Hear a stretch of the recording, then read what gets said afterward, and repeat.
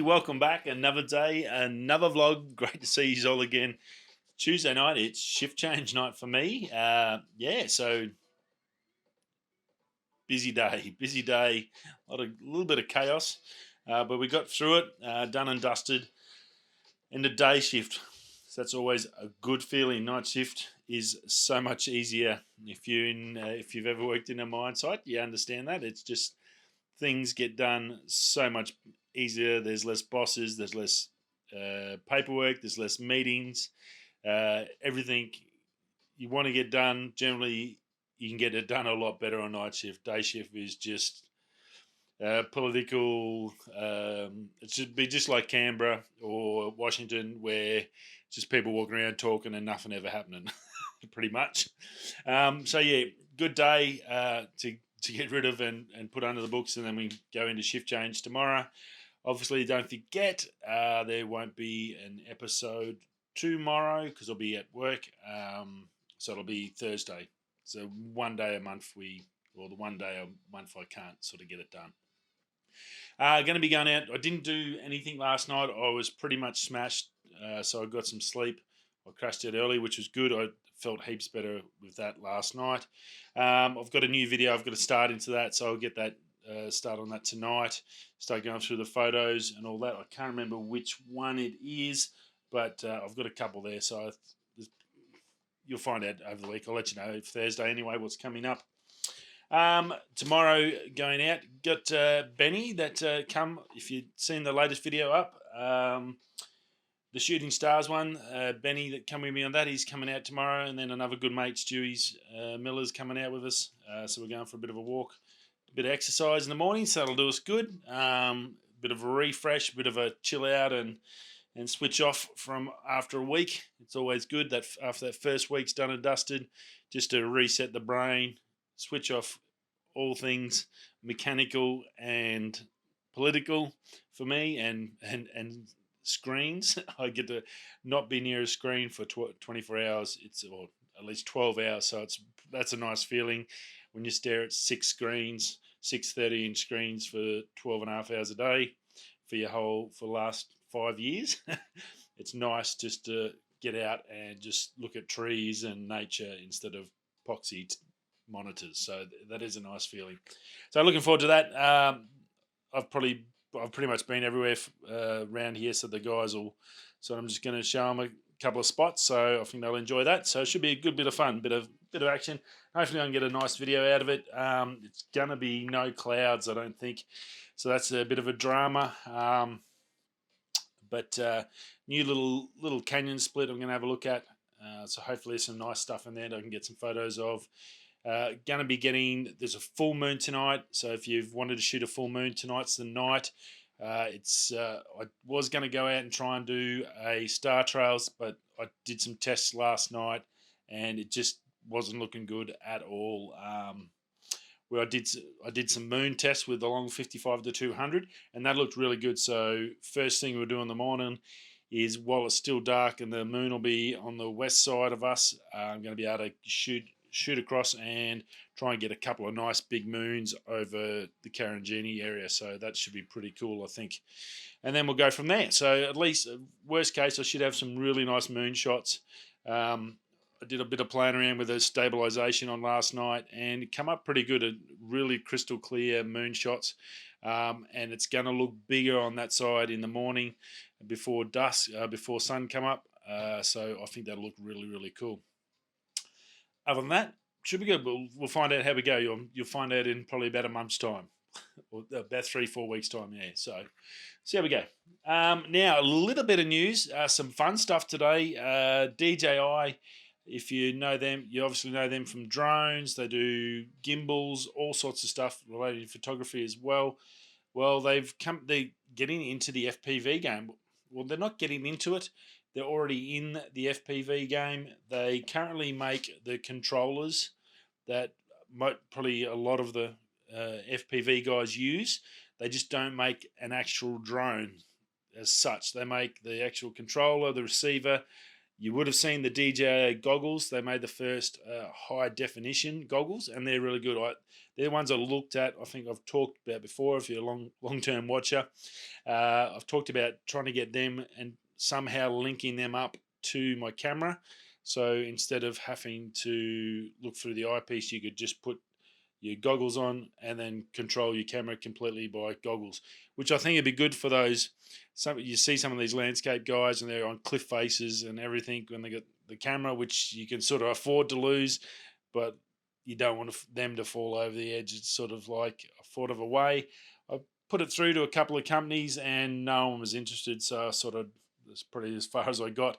I still think it's a good idea. I don't know if it's going to sell hundreds of thousands of them, but I still think it'd sell a fair few items because I think it'd be really cool for the photography side if you could do that, especially because you could have a full display. You get a real crystal clear image of the photo without any sunlight, just in the goggles. You just put them on, go through, focus everything, make sure it's spot the dog, take your photo, pull them off and go move to your next shot. So I thought that might have been a good idea, never really eventuated. Well, DJI's, that technology that they've developed, which is really good, there looks like, the rumor is, I was watching the drone, oh, Jesus, I forgot what his name is. Oh, Captain Drone. Sorry for that. Captain Drone today, he's pretty switched on dude. He's saying that there could be a likelihood that before the end of 2020, we could have a kit, a basic kit from DJI. Obviously, the big thing with that is they'll probably use their own battery tech, so you'll have to use their batteries. But a little basic entry-level FPV drone. I haven't done any FPV. I've got to buy another drone after my last one went in the river. That's my next project, is to try and get a drone. I'm sort of keen on the Autel, one of the Autels, but they're about $2,500, or I'm going to have to try and look at just to go on a cheap basic version and go the Mavic Mini. So I'm sort of still trying to work out if I just want to keep saving up and just save everything up and sell a few things that I'm not using to try and get there, or do I just go the cheap option to just get something to use? And I'm sort of thinking that way at the moment. Well, they're going to come out with a small kit. An FPV entry level would be fantastic. I think it'd be a great way to get people into it. It's an awesome thing, and especially photography, landscape. If you're doing like stuff like I do with the hikes and stuff, to be able to just pull up a spot like a waterfall and then do some FPVs going off the top of the waterfall down and around. Oh, I think you'd get some amazing footage. I'm definitely keen on just an entry level and learn my way before I get stuck into having to build my own drones and fix them and all that stuff. Obviously, the cost and the time, which I'm probably the biggest thing I have is time poor. So, and so it's a little bit tricky in that regard. So if you come out and get something that's pre-made and you could just buy the stuff and whack it on and go, that'd be pretty darn cool. I think they'll do pretty well if they do get into it. Obviously, they're switched on. They've got all the tech. It's going to be pretty easy for them to package. If they get the cost right and get it down with a good quality image, I think it'll do very, very well. So fingers crossed, we might hear something. Now, there were rumors about a DJ Mavic Pro 3 coming out. He doesn't seem to think that will happen in 2020, possibly 2021. He didn't speculate on much other than to say, and I think he's pretty accurate in saying this, that it's basically going to be better than the Mavic 2. So whatever the 2 is, obviously the 2 is out. That's renowned for its quality.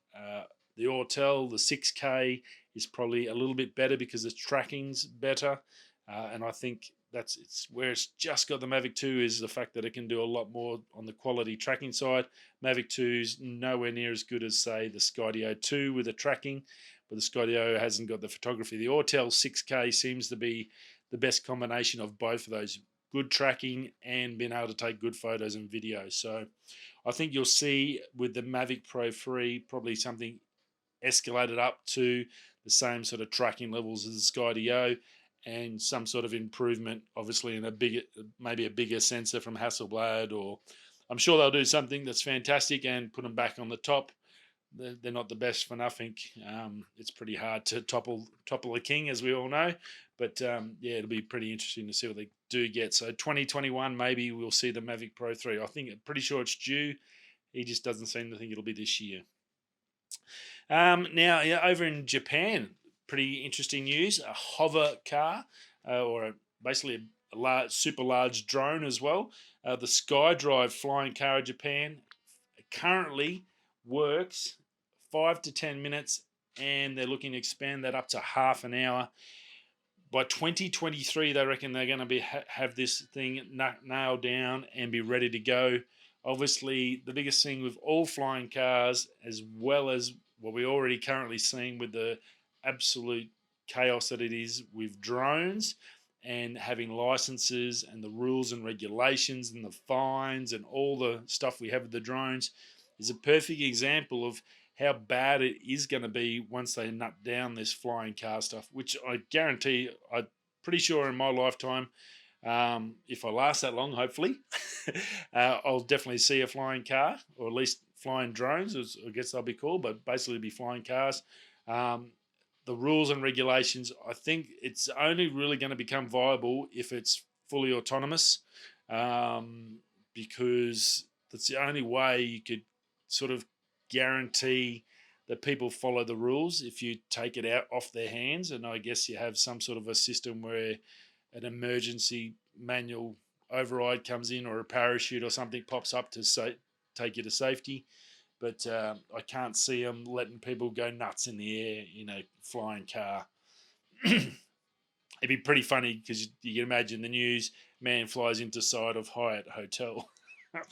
I think that'd be awesome. But yeah, it's here. They're going pretty well. I've seen a fair few of them. If you watch Ken Heron's show, generally once a week on the Friday mornings, the SNL or Saturday. No, it's Friday Night Live. Comes out, I think, our Saturday morning in Australia. He's really good with the drones. He always has photos of these amazing contraptions people are trying to get to fly and become flying cars. Well, I don't think it's far off. Maybe another 5 years, I think we'll get to see some really good quality ones. And this one is definitely legit, and they've just gone in for another round for about 38 million worth of funding. So definitely happening. Nividia announced their 3000 series graphic cards. They go on sale and full release tomorrow. So, of course, today there was a full spec and photo leak out. Basically, the biggest thing is that pretty much doubling the active RAM. I think the last series, the 2080s, were, I think the boys at TechLink said it was 10 gigabytes of RAM. This new one's going to be up to 24 gigabytes. So, look, with every new generation, it's going to be better. And Nvidia's got a fantastic reputation for making quality graphics cards. There's no doubt these are going to be pretty nasty bits of kit, and I'm sure there's going to be a heap of blokes and ladies out there ready to upgrade their graphics and get some nasty computing power going. So that'll be all dropping tomorrow. So we should have some news on that for Thursday too, on full specs and details. I'll get that for you. Neuralink, Elon Musk's brain. We've talked about it a few times, where they're trying to link to the human brain by injecting little, basically optical fibers straight to your nerves to help people that have got health issues and that can't move limbs, or Parkinson's and stuff like that, and help them settle nerves and all those sorts of great things. That's taken another step. That's had its first implant in a live pig. That's running around. You can go check the videos out on that. That's obviously part of the steps before unfortunately got to test on animals. And the pig looked fine. It doesn't look like it's hurt or in pain or anything. So I guess it's hard to say if it is or isn't. It's just one of those things of life, I guess. But one of those, it's the next step before it moves into the human trial process. As well as that, the brand new version 2 of their implant machine. It's super fine. I guess it's like a big sewing machine. It just puts a needle down in and into the nerve, and it's obviously your head's locked solid, and they've marked it, and they know exactly where in the brain it's got to go. Punches it down, leaves a little optical fiber that then hooks up to the little chip that's put onto the side of your head, and then you're away. So all happening over there for Neuralink. I can see this being hopefully a success story for Elon, and I think it's going to if it goes really well, this is one of those things that could save a lot of suffering and a lot of hardship and pain for a lot of people that have had pain, had to deal with a lot of physical issues and mental issues through their life. So I'm hopeful that it goes well and it achieves what he wants to achieve, because I think this is one of those ones that could be a really good thing. Sure, you can look at the negatives and it could be used to do bad stuff or create supermen or super smart people and all the other stuff. There's always negatives as well as anything. But the positives, I think, in this one are pretty darn special. And fingers crossed it does work and we get some wins and those people don't have to suffer anymore. So good luck. Dota 2. I've heard of it before. It's a massive. I heard of it last year, I think, when the Fortnite World Championship was on. I sort of heard about it. I didn't really take too much notice of it. I guess it's along, for us old people, along the lines of Dungeons and Dragons, similar sort of spectrum, but this is basically a professional gaming league. The money in this is ridiculously huge. There's a lot of professionals out there that play it. It's got a massive, massive following, like hundreds of millions of people play this thing. It's pretty crazy. Now, every year they have an annual competition, the Dota 2. The prize pool this year is going to break the record. They're expecting that it's going to basically be a prize pool of $40 million up for grabs for this one competition. Obviously, that's spread over, say, first, second, and third, maybe up to 10th place. I'm not sure the actual breakdown, but that's a pretty darn impressive package of money for esports. It's going to be the biggest prize pool for any esports competition in history. So esports, if you have ever doubted that it's a real sport, if you're one of those people who go, oh, it's just games, it means nothing, look, you when money talks, and $40 million, if you don't think that's a big prize pool, yeah, you got to take a real hard look, because that's probably bigger than some of the biggest horse races on the planet. Definitely some of the biggest sporting competitions would love to get $40 million in the kitty.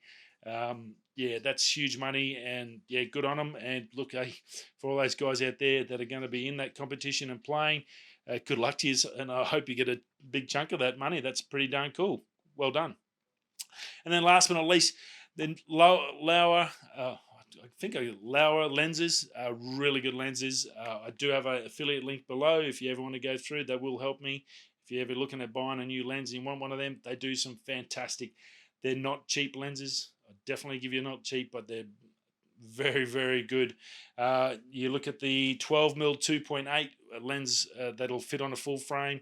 I've looked at that for a while. I've really wanted to get it, but they're around the $1,500 mark, and that's for a manual focus, no autofocus with these, but zero distortion on that. It's an amazing lens.